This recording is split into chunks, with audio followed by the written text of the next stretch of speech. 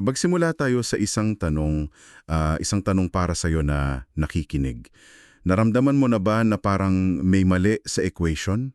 Na habang mas lalo kang nagsisikap, mas nagkakaroon ka ng responsibilidad o followers, pero parang mas lalo namang nababawasan yung tunay na bigat ng impluensya mo. Parang ang ingay sa labas, pero ang hina ng epekto sa loob. Yan mismo yung kabalintunaan na lumilitaw sa halos lahat ng sources na pinag-usapan natin. May isang author pa nga na tinawag itong The Great Burnout. Ang daming leaders, influencers, kahit mga magulang na pagod na pagod. Oo, pagod na pagod sa pag-maintain ng kanilang otoridad. Tama. Pero sa totoo lang, ang nararamdaman nila ay pagiging powerless. Eksakto. At yan ang aalamin natin ngayon, kung bakit nangyayari yan. Hindi ito tungkol sa pagkuha ng mas maraming teknik sa pamumuno. Sa halip, susuriin natin ang isang radikal na ideya mula sa mga tekstong ito. Baka yung hinahabol nating otoridad ay peke. At yung tunay na otoridad ay hindi kinukuha, kundi dumadaloy mula sa isang bagay na tinatawag nilang pagkakahanay o alignment. At dyan tayo magsisimula. Ang misyon natin sa pag-uusap na ito ay hamayin. Ano ba talaga ang tunay na otoridad? Bakit ito iba sa posisyon o visibility? At paano ito pwedeng maging lunas sa pagod na nararamdaman ng marami sa atin? Okay, sige. Simulan natin sa diagnosis ng problema. Sabi sa mga material, isa sa pinakamalaking pagkakamali natin ay yung pag-aakalang ang otoridad ay katumbas ng posisyon. O titulo? O laki ng platform? Oo, para bang kung ikaw ang may pinakamalaking audience o pinakamataas na pwesto, ikaw na ang may pinakamabigat na boses. At dyan pumapasok yung tinatawag ng isang source na authority inflation. Isipin mo yung inflation sa ekonomiya. Kapag nagprint ka ng napakaraming pera, ano nangyayari? Bumababa yung value ng bawat isa. Okay, gets ko yung analogy. Ganon din daw sa otoridad. Parang nagprint tayo ng napakaraming titulo, posisyon, social media metrics. Ang dami ng CEO, founder, lead pastor. Pero dahil dito, numinipis yung tunay na substansya sa likod ng mga salitang yan. Gusto ko yan. So ang resulta, mga leader na may magandang business card pero spiritually bankrupt. Pagod sila kasi kailangan nilang i-maintain yung value ng posisyon nila gamit ang sarili nilang lakas. Kailangan nilang patunayan araw-araw. Tama, kailangan ipagtanggol. Ngunit ipinapakita ng mga source na yung biblical na authority iba eh. Ang tawag dito, derivative authority. Ang ibig sabihin yan, hindi talaga sa'yo galing. Hiram lang. Parang branch manager ng isang bangko. Eksakto. May authority ka, oo. Pero yung authority na yon hiram lang sa head office. At may condition yon na dapat aligned ka. Kapag gumawa ka ng sarili mong patakaran, aalisin yung authority mo. Hindi ito pag-aari, ipinagkatiwala lang. Ito yung part na medyo napatigil ako habang nagbabasa kasi ang ginamit na ultimate example ng mga source ay si Jesus. At may isang verse doon, Juan 5:19, na sinabi niya, ang anak ay walang magagawa sa kanyang sarili lamang. Paano yon? Diba kung ikaw ang pinakamakapangyarihang persona sa universe, bakit mo sasabihin yon? Parang patay yung kahinaan nila sa harap ng mga mamamayan, mga mamayang manalit. Dito nga nagiging fascinating ang usapan dahil hindi ito pag-amin ng kahinaan. Ito ay paglalahad ng operating system ng banal na otoridad. Ang tawag dito functional dependence. Sinasabi niya, hindi ako kumikilos ng solo dahil ang kapangyarihan ko dumadaloy mula sa pagkakaisa namin ng Ama. So yung pagsunod niya, hindi limitasyon. Ito yung mismong pinanggagalingan ng otoridad niya. Teka, sandali. So kung susundin natin yung logic na yan, yung pagsunod pala na madalas nating iniisip na pag-give up ng power, yun pala mismo ang nagbubukas ng gripo para dumalo yung tunay na otoridad. Ayun, baliktad sa iniisip ng mundo. Sobrang baliktad. Akala natin para magka-authority ka, dapat ikaw ang masunod. Dito, para magka-authority ka, kailangan ikaw ang sumunod. Eksakto. At ang pinakamatinding halimbawa niyan ay ang krus. Sa paningin ng mundo, yun na yung sukdulan ng pagkatalo. Pagkawala ng lahat ng otoridad. Total failure. Pero sa ekonomiya ng Diyos, yun ang katuparan ng lahat ng otoridad. Doon, sa pamamagitan ng sukdulang pagsunod, tinalo niya ang kasalanan at kamatayan. Ang kapangyarihan pinapakilala kapag isunusuko. Alam mo, para maging mas malinaw to, nag-stick talaga sa isip ko yung dalawang karakter na ginamit nilang case study, sina Saul at David. Kasi pareho silang pinahira ng langis, parehong may calling.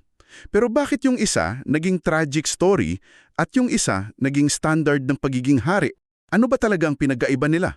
Magandang tanong yan. Diyan natin makikita yung teorya sa praktika. Si Saul yung perfectong larawan ng otoridad na parang nakadepende sa posisyon pero hiwalay sa alignment. May trono siya, may korona, may basbas, pero paulit-ulit niyang ipinalit ang sarili niyang desisyon sa utos ng Diyos. Yung tinatawag na partial obedience na sa totoo lang, Ay disobedience. tama. Yung sa 1 Samuel 15, di ba? Yung inutusan siyang ubusin ang mga Amalekita pero nagtira siya ng hayo para daw ialay. Parang magandang intention, pero... Pero mali ang source ng desisyon. Eksakto. Mas pinahalagahan niya ang opinyon ng tao at yung panlabas na anyo ng relihiyon, ang pag-aalay, kaysa sa simpleng pagsunod. Kaya sinabi sa kanya ni Samuel, tinanggihan mo ang salita ng Panginoon, kaya tinanggihan ka rin niya bilang hari. Nanatili siya sa trono for a time, pero... Hungkag na, puno ng takot, selos, may posisyon pero walang presensya. Ayun, walang presensya. At sa kabilang banda naman, andyan si David. Pinahiran din bilang hari, pero ang sumunod na dekada ng buhay niya, wala sa palasyo, nasa mga kuweba, nagtatago. Isang pugante na tinutugis ni Saul. Ipinapakita ni David na ang tunay na otoridad ay hindi instant. Ito ay nahihinog. Hinuhubog ito sa paghintay, sa mga pagsubok, sa mga pagkakataon na pwede mo nang agawin yung kapangyarihan pero pinipili mong magtiwala sa timing ng Diyos. 2 beses, di ba? Pwede niyang patayin si Saul. Oo, pero hindi niya ginawa. Bakit? Kasi naiintindihan niya na ang otoridad ay ipinagkakatiwala, hindi inaagaw. Dito siguro papasok yung isang konsepto na binanggit sa sources na sobrang nakatulong sa akin, yung pagkakaiba ng power at authority. Oo. Medyo technical pakinggan pero sobrang practical. Sa Griego, 2 salita para dyan. Ang isa ay dynamis. Diyan galing ang salitang dynamite. Ito ay raw power, kakayahan, lakas. Pero ang isa pa ay exousia. Ito ay lehitimong karapatan o kapahintulutan. Okay, paano natin yan gagawin simple? Sige, isipin mo yung isang sikat na influencer na may milyon-milyong followers. That's dynamis. May kakayahan siyang mag-influence. Okay, gets. Pero ang exousia, isipin mo yung traffic enforcer sa kanto. Baka wala siyang followers, hindi siya sikat. Pero kapag tinaas niya ang kamay niya, hihinto ang isang 10-wheeler truck. Bakit? Kasi may lehitimong karapatan siyang ibinigay sa kanya ng gobyerno, hindi galing sa sarili niya. Ang otoridad niya ay derivative. So si Saul, sa huli, puro dynamis na lang. May hukbo siya, may kapangyarihan, pero yung exousia niya mula sa Diyos nawala na. Nawala na. Si David, kahit nagtatago sa kuweba, taglay niya yung exousia, yung bigat ng pagkakapili ng Diyos. So kung ganyan yung ideal model at yung mga case studies, saan tayo madalas nadudulas? Ano yung mga common traps na sumisira sa tunay na otoridad? Tinukoy ng mga sources ang dalawang napaka-subtle pero mapanirang patibong. Ang una ay yung pagkilos para sa Diyos sa halip na kasamang Diyos. Wow! Sandali, parang pareho lang pakinggan. Anong pinagkaiba niyan? Malaki! Ang pagkilos para sa Diyos ay madalas nagsisimula sa sarili nating inisyatiba, sa ating magandang plano, sa ating assessment. Tapos ipagdarasal natin na sana i-bless ng Diyos yung plano natin. Nagiging performative ang pamumuno. Parang transaction. Lord, ito po yung plano ko. Paki-approve na lang po. Ganyan. Ang panalangin nagiging huling step na lang para hingi ng basbas. Samantalang yung pagkilos kasama ang Diyos, nagsisimula sa pakikinig. Nagsisimula sa tanong na, Panginoon, ano na ang ginagawa mo dito? At paano ako makakasali? Ang panalangin ay hindi paghahanda para sa desisyon. Ito ang mismong proseso ng pagdidesisyon. Nagiging relasyonal. Okay, malinaw yun. At yung pangalawang patibong, tingin ko ito yung malaking panganib lalo na sa panahon ngayon. Yung pagkakalito sa karisma at sa tunay na calling. Ito ay isang malaking bitag. Ang ginamit na halimbawa ng source ay si Samson. May pambihirang lakas na bigay ng espiritu, may dynamis. Pero ang personal na buhay niya, puno ng kompromiso, pagsuway at pag-asa sa sariling galing. Akala niya, at ng mga tao sa paligid niya, na dahil nananalo pa rin siya, okay lang ang lahat. Anointed pa rin siya, di ba? Oo, ang karisma niya lumikha ng ilusyon ng otoridad. Pero ang ending niya, trahedya. Ito yung babala sa Mateo 7. Yung sinabi ni Jesus na sa huling araw, may mga magsasabi, Panginoon, sa pangalan mo nagprofesi kami, gumawa ng himala, puro magagandang resulta. Pero ang isasagot sa kanila ay, hindi ko kayo kilala. Bakit? Walang relasyon, walang alignment. Ipinapakita nito na ang abilidad ay hindi kapalit ng pagkakaanay. Grabe, ang daming nating na-unpack. Mula sa problema ng burnout, sa modelo ni Kristo, sa mga case study, hanggang sa mga patibong. Ngayon, yung pinaka-importante siguro para sa'yo na nakikinig, paano natin ito isasabuhay? Kasi nag-aalok ang mga source ng isang napaka-practical na framework. C, submit, serve. Himayin natin to. Unahin natin ang C. Ang C, tingnan, ay hindi lang basta pagtingin. Ito ay isang aktibong postura ng paghilatis o discernment. Bago ka pa man gumawa ng plano o mag-launch ng initiative, ang unang hakbang ay huminto at magtanong, Panginoon, ano nang ginagawa mo sa sitwasyong ito, sa pamilyang ito, sa kumpanyang ito? Ito ay isang malaking shift. Mula sa ano ang kailangan kong gawin, patungo sa ano na ang ginagawa ng Diyos. Ayun. Pero paano mo malalaman kung ano yung ginagawa ng Diyos? Ang hirap nun, di ba?